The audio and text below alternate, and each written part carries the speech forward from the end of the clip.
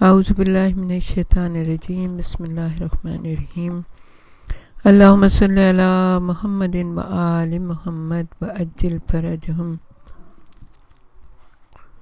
جب صبح عاشور نمودار ہوئی تو امام علیہ السلام نے نماز صبح کی ادائیگی کے بعد اپنے لشکر کی صفوں کو ترتیب دیا اور لشکر کے ہر سردار کی ذمہ داریاں معین کی۔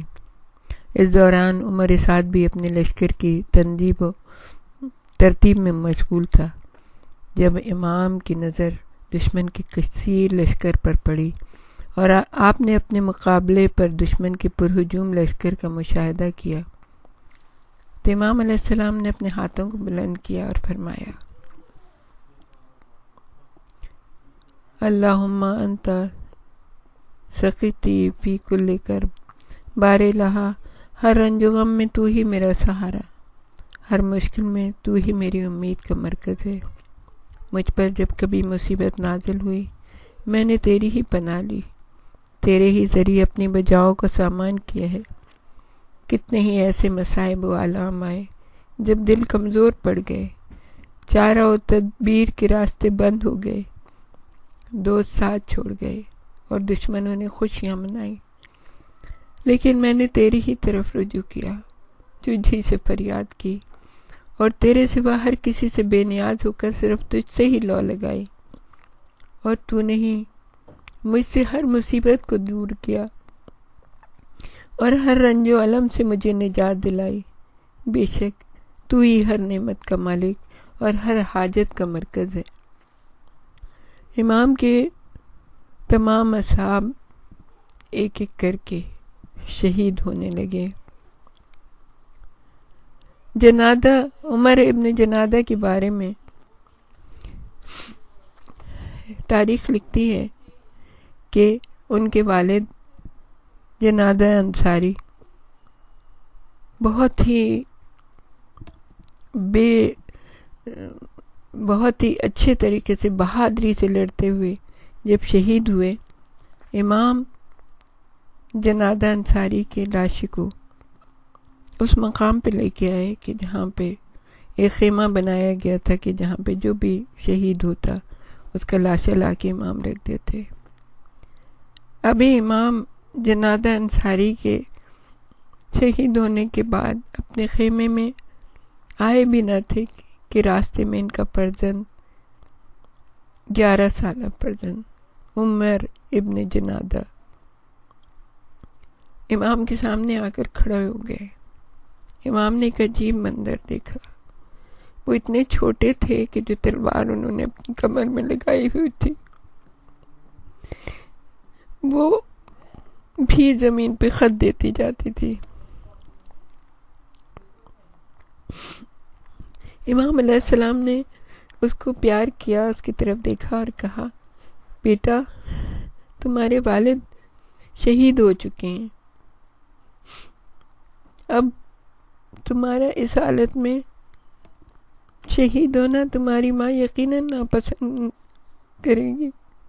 اس جاں باز نوجوان عمر ابن جنادہ نے جب یہ سنا تو عرض کیا: آقا، میری ماں ہی نے مجھے حکم دیا ہے، آقا یہ تلوار میری ماں نے میری کمر میں باندھ دی ہے۔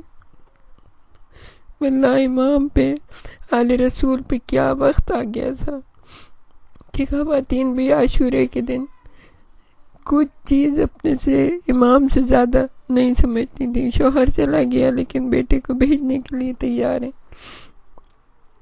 امام نے جب ان کا یہ جواب سنا تو بہت دیر تک سر جھکا کر روتے رہے، لیکن جب بچے نے اجازت لے لی تو وہ اتنا خوش ہو رہا تھا جیسے اسے نہ جانے کیا دین و دنیا کی دولت مل گئی۔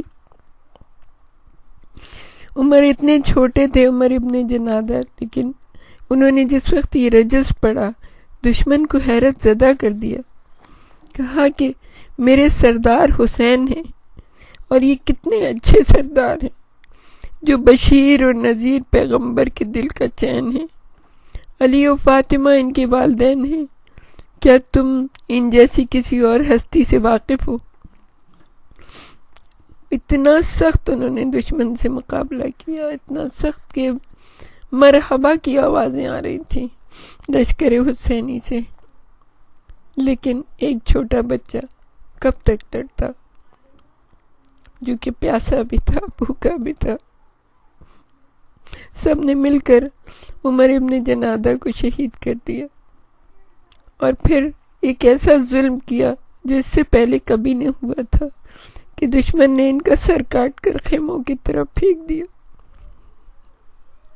ہمارا سلام ہو عمر ابن جنادہ کی والدہ پر کہ انہوں نے یہ سر اٹھایا، اس سے اپنے ہاتھوں سے، اپنی چادر سے اس کے خاک و خون کو صاف کرنے کے بعد اپنے نزدیک کھڑے ہوئے دشمن کے ایک سپاہی کو مار کر اسے موت کے گھاٹ اتار دیا۔ پھر خیمے کی طرف گئیں اور ایک لکڑی اٹھا لائیں اور کہنے لگی، میں ایک ضعیف، کمزور اور ناتواں عورت ہوں، لیکن فاطمہ کے فرزند کی حمایت میں تم پر سخت اور کاری ضرب لگاؤں گی۔ ان خاتون نے لشکر کوفہ کے 2 افراد کو زخمی کیا، اور پھر امام نے انہیں حکم دیا کہ خیموں کی سمت واپس چلی جائیں۔ ہمارا سلام ہو عمر ابن جنادہ اور ان کے والد پر اور ان کی والدہ پر، جنہوں نے امام کی خاطر اپنا سب کچھ، اپنی کل بضاعت لا کے میدان کربلا میں رکھ دی۔ امام کے ہر صحابی نے امام کے اوپر اس طرح سے اپنی جان کو قربان کیا کہ رہتی دنیا تک ان کا نام باقی رہے گا۔ اب جنگ کے آغاز پر امام نے ایک خطاب کیا، اور وہ خطاب اتنا زبردست تھا کہ اس خطاب کو سنتے ہی عمر سعد نے کیا کیا کہ پہلا تیر امام کے خیموں کی طرف پھینکا اور کہا، اے لوگو، امیر کے سامنے گواہی دینا کہ حسین ابن علی کی طرف سب سے پہلا تیر میں نے پھینکا ہے۔ یہ منظر دیکھنے کے بعد کوفیوں نے امام کے خیموں کی طرف تیر پھینکنا شروع کر دیے۔ دشمن کی طرف سے پھینکے جانے والے یہ تیر بارش کے قطروں کی طرح خیمے پر برسنے لگے۔ کہا جاتا ہے کہ اس موقع پر اصحاب امام میں سے بہت کم ایسے افراد بچے تھے جن کے بدن پر یہ تیر آ کے نہ لگے ہوں۔ یہ دیکھ کر امام نے اپنے اصحاب سے فرمایا، اٹھو اے صاحبان عزت و شرف، اور اس موت کی طرف بڑھو جس سے فرار ممکن نہیں۔ یہ تیر اس قوم کی جانب سے تمہارے لیے جنگ کا پیغام ہے۔ خدا کی قسم، تم لوگوں اور جنت اور دوزخ کے درمیان بس موت ہی کا فاصلہ ہے، جس سے گزر کر تم جنت میں پہنچو گے اور وہ دوزخ میں ڈالے جائیں گے۔ اس موقع پر امام کے اصحاب نے یکجا ہو کر ایک شدید حملہ کیا اور حق و باطل کی فوجوں کے درمیان گھمسان کی جنگ ہوئی۔ اس حملے کے بعد گرد و غبار بیٹھا تو پتہ چلا کہ امام علی مقام کے اصحاب میں سے 50 جانسار جام شہادت نوش کر چکے۔ حسین ابن علی کے اصحاب و انصار کے بارے میں امام کے خوبصورت ترین اور انمول ترین اور جامع ترین وصف اس سے بڑھ کر اور کوئی نہیں ہے۔ خود امام علی مقام نے ان کے لیے استعمال کیا، ایھا الکرام، اے بزرگ منیش افراد کی اس کرامت و بزرگی کا نظارہ نہ صرف ان صاحبان عزت و شرف ہستیوں کی عمر کے آخری لمحات میں اور ان کے آخری الفاظ میں کیا جا سکتا ہے، بلکہ اس طرح ان لوگوں کے متعلق ہم نے حسین ابن علی کی زبانی سنا، جس طرح ہم جبریل امین رسول اکرم کی زبان سے ان کے شرف و عز و شرف کے متعلق سنیں گے۔ تاریخ میں منقول ہے کہ ایک دن رسول اللہ صلی اللہ علیہ وآلہ وسلم اپنے چند اصحاب کے ہمراہ مدینے کی ایک گلی سے گزر رہے تھے۔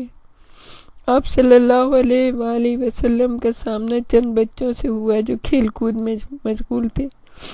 نبی کریم ایک بچے کے پاس گئے، اسے بہت پیار کیا، اس کے ساتھ بے انتہا محبت و شفقت سے پیش آئے، پھر اسے اپنی گود میں اٹھا کر اس پر بوسوں کی بارش کرتے۔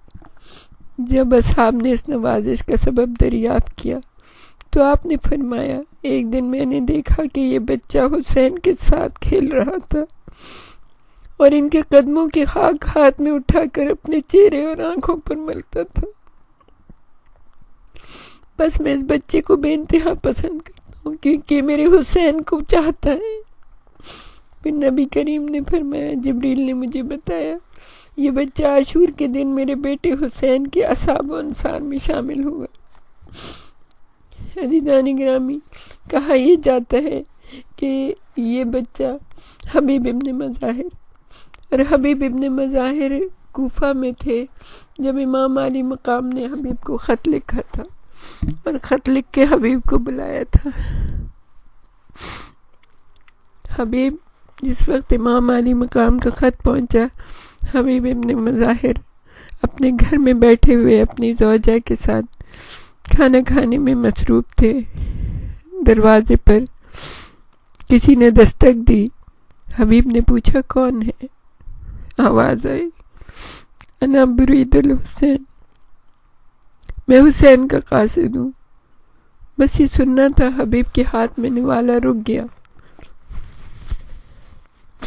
دوڑتے ہوئے دروازے کی طرف گئے، وہاں پر دیکھا حسین کا قاصد کھڑا ہے۔ قاصد نے حبیب کو خط دیا۔ حبیب نے پہلے چوما خط کو، آنکھوں سے لگایا، سر پہ رکھا اور پھر کھول کر پڑھنے لگے۔ عجیب تحریر تھی۔ حبیب، فاطمہ زہرا کا چاند نرقۂ آدم میں گر گیا ہے، اگر ہو سکے تو ہماری مدد کے لیے آ جاؤ۔ تاریخ کہتی ہے، روایتوں میں ہے کہ حبیب گھر میں آئے۔ بی بی نے پوچھا کون تھا؟ کہنے لگے، حبیب نے کہا میں حسین کا قاصد آیا ہے۔ کہا پھر خط میں کیا لکھا ہے؟ کہا بلایا ہے۔ تھوڑی دیر کے لیے حبیب خاموش ہوئے۔ ہمارا سلام ان عورتوں پر، ان بیبیوں پر جن کے دل میں امام علی مقام کی اس قدر محبت۔ یہ بیوی نے کہا، حبیب کیا سوچ رہے ہو؟ کہا کہ سوچ رہا ہوں تمہیں کس پہ چھوڑ کے جاؤں۔ کہا ہے حبیب اگر تم نہیں جاؤ گے تو میری یہ چادر تم رکھو، تم گھر میں بیٹھو، میں حسین ابن علی کی، میں فاطمہ کے لال کی مدد کے لیے خود میدان کربلا جاؤں گی۔ حبیب نے کہا، بی بی کیسی باتیں کرتے ہو تم، میں تو تمہیں آزما رہا تھا۔ یہ کہہ کے حبیب نے اپنے غلام کو حکم دیا کہ میرا گھوڑا لے کے اور چھپتا چھپاتا کوفے سے باہر چلا جائے، میں بھی کسی طرح پہنچتا ہوں۔ حبیب کو پہنچنے میں تھوڑی سی دیر ہو گئی۔ جب وہ گھوڑے اور غلام کے قریب پہنچے تو انہوں نے ایک عجیب مکالمہ سنا۔ ان کا غلام گھوڑے سے کہہ رہا تھا، اے گھوڑے، اگر تیرا آقا اور میرا آقا نہ آیا تو میں تجھ پر سوار ہو کر حسین ابن علی کی مدد کے لیے جاؤں گا۔ حبیب رو پڑے، کہا پروردگار، رسول کی آل پہ کیا ایسا وقت آ گیا کہ غلام بھی مدد کے لیے جانے کو تیار ہے۔ حبیب گھوڑے پر سوار ہوئے اور غلام سے کہا، جاؤ میں نے تمہیں آزاد کر دیا۔ کہا آقا، اب جب جنت کی طرف جا رہے ہیں تو مجھے آزاد کریں۔ حبیب غلام کو لے کر کربلا پہنچے، اور جب کربلا پہنچے میں حبیب تو ایک خوشی کی لہر دوڑ گئی۔ امام علی مقام نے خود بڑھ کر حبیب کا استقبال کیا، اور جب فاطمہ کی بیٹیوں کو خبر ملی تو فضا نے دروازے پر آ کر کہا، اے حبیب، تمہیں فاطمہ کی بیٹیاں سلام کہتی ہیں۔ حبیب زمین پہ بیٹھ گئے، مٹی اٹھا اٹھا کے اپنے سر پہ ڈالی اور کہنے لگے، اے اللہ، علی رسول پہ کیا وقت آ گیا، کب شہزادیاں ہم غلاموں کو سلام بھیجتی ہیں۔